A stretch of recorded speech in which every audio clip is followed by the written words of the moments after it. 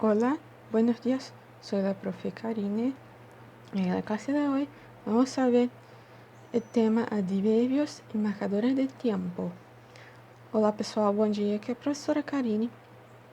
Na aula de hoje nós vamos continuar nossa lição 8 do livro Didática de Espanhol. E lá na página 98 nós vamos ver a temática sobre análise linguística, advérbios e marcadores de tempo. Então, para começar nossa aula, é importante nós sabermos um pouco a respeito do que são os advérbios, né? Essa classe gramatical é uma classe gramatical invariável. Por que ela é invariável? Porque os advérbios não mudam de acordo com o gênero, masculino ou feminino, ou número, singular ou plural. Ou seja, eles não vão sofrer alterações, eles serão iguais em todos os contextos que forem utilizados. Então, além disso, é uma classe gramatical que pode modificar o verbo, o adjetivo ou o próprio ou outro advérbio, né? Ou modificar até mesmo toda a oração. Eles são utilizados em diferentes contextos para expressar uma intensidade, afirmação, negação. São palavras que fornecem uma informação sobre quando, como, onde e com qual intensidade determinada ação foi realizada. E também pode expressar o valor da oração, se ela é negativa, afirmativa, ou expressa dúvidas. E aí nós temos nesse quadro amarelo alguns advérbios de tempo e seu significado em português. Ou seja, ahora, mientras, luego, temprano, anteayer, entonces, ayer, mañana, anoche, hoy, pronto, después, todavía, aún e anteanoche. Ou seja, esse quadro ele expressa alguns advérbios de tempo que nós podemos utilizar em espanhol. Fíjate. También se puede expresar temporalidad en español con el verbo hacer. Podemos contestar una pregunta sobre la cantidad de tiempo que nos vemos a alguien. Por exemplo, aqui está dizendo, pessoal, que a gente pode contestar uma pergunta em relação à quantidade de tempo com o verbo hacer. Por exemplo, quando viste a Juan por última vez? Hace un mes que lo he visto. Então, observamos aí o verbo hacer conjugado com o sentido de expressar um tempo. Hace un mês. Em português seria o faz um mês que eu lhe vi. Então, esse verbo fazer, em espanhol, hacer, com sentido temporal, certo? Passando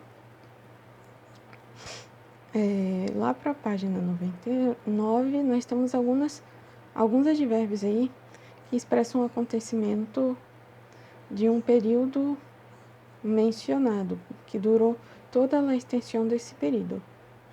Por exemplo, trabajé en eso todo el año. Hablé de ti todo el tiempo que estaba fuera. Pasé toda la mañana estudiando para la prueba. Dormi bien todos os dias em toda a semana. Então, esses advérbios utilizados, todo el tiempo, todo el año, toda la mañana, em toda a semana, vão expressar acontecimentos que duraram toda essa extensão mencionada. Tem outros advérbios que vão expressar repetições de alguns acontecimentos. Por exemplo, ninguna de las veces que he estado aqui te he visitado. Cada vez que estudia, saca buenas notas. Siempre que la veía, me quedaba rojo. Todas las veces que pedí ayuda, él me atendió. Então, ninguna de las veces que, cada vez que, sempre que, vão expressar repetições de certos acontecimentos. Outros advérbios vão expressar permanência de realização ou não de algo que aconteceu. Por exemplo, todavía tiene muchos amigos en la escuela. Pablo, a los 43 años, aún no juega al fútbol. Então, esses advérbios vão expressar permanência de alguma realização. E aí nós temos advérbios que vão expressar a frequência de acontecimentos, nunca, rara vez, pocas veces, casi nunca, a veces, casi siempre, a menudo, todos los días, todos los meses, todos los años. Outros vão expressar simultaneidade, ou seja, acontecimentos que aconteceram simultaneamente, basicamente ao mesmo tempo. Por exemplo, suele escuchar música mientras trabaja en la computadora.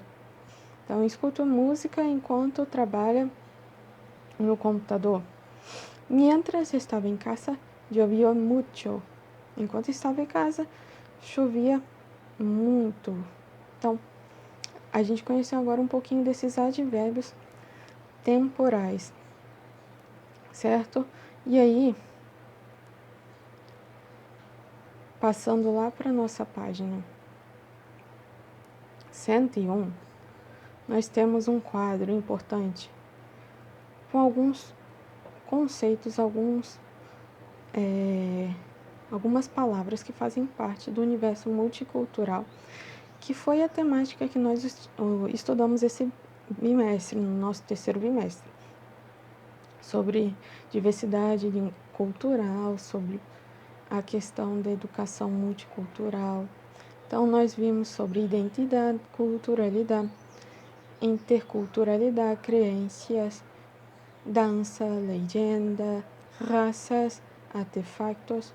São todas palavras que fazem parte desse universo. E aí a importância da gente conhecer um pouco o significado dessas palavras, né? E por que elas fazem parte desse contexto. Porque quando nós falamos de culturas, de diversidades culturais, é importante nós falarmos sobre identidade, a identidade de um povo, identidade de uma nação, de uma comunidade linguístico-cultural. É importante nós falarmos sobre música, sobre dança, folclore, democracia, etnias, costumes, crenças. Então, todas essas palavras fazem parte desse contexto. Certo, pessoal? Lá na nossa página 102, nós temos aí uma parte importante para a nossa avaliação, que nós já vimos essa matéria no ano passado, no 8º ano, e agora nós vamos recordar que é a utilização de muy e mucho. Ou seja, são dois advérbios aí que a gente vai utilizar com o significado de muito, mas nós temos essa variação de muy e mucho porque vão ser utilizados em diferentes contextos. Por exemplo, muy é utilizado generalmente delante de adjetivos e advérbios. Então, por exemplo, estou muito contento, ella está muito bem. Então, a gente vai utilizar muito quando a gente estiver diante de adjetivos e advérbios. Já mucho ou muchas é utilizado delante de substantivos e em final de frase. Então, por exemplo, eu tenho muita hambre, Agne lee mucho. Qual o substantivo aí no caso? Em eu tenho muita hambre, hambre, que significa fome, é o meu substantivo. Observe aí que ele vai variar, ou seja, ele vai concordar com o substantivo ao lado. Já o muy não sofre essa variação, outra distinção entre esses dois advérbios. Exceções aí dessa regra. Nós vamos utilizar o mucho quando nós estivermos diante dos adjetivos mejor, peor, mayor y menor, y de los adverbios más, menos, antes e depois. Essa é a única exceção. É o único caso em que nós vamos utilizar um múltiplo diante de adjetivos. São esses adjetivos, melhor, pior, maior e menor, e dos advérbios mais, menos, antes e depois. Por exemplo, mi casa es mucho menor que la tuya. Carlos chegou muito depois de ti. Então, são esses casos que vão ter uma exceção da utilização do múltiplo diante desses adjetivos, melhor, pior, maior e menor, e dos advérbios mais, menos, antes e depois. Nesse caso, não vamos utilizar o muy, e sim mucho. Ok, pessoal? Essa foi a nossa aula de hoje, e assim nós encerramos a nossa lição 8 e nos preparamos para a nossa avaliação do bimestre. Besos e hasta luego. Tchau, tchau, gente.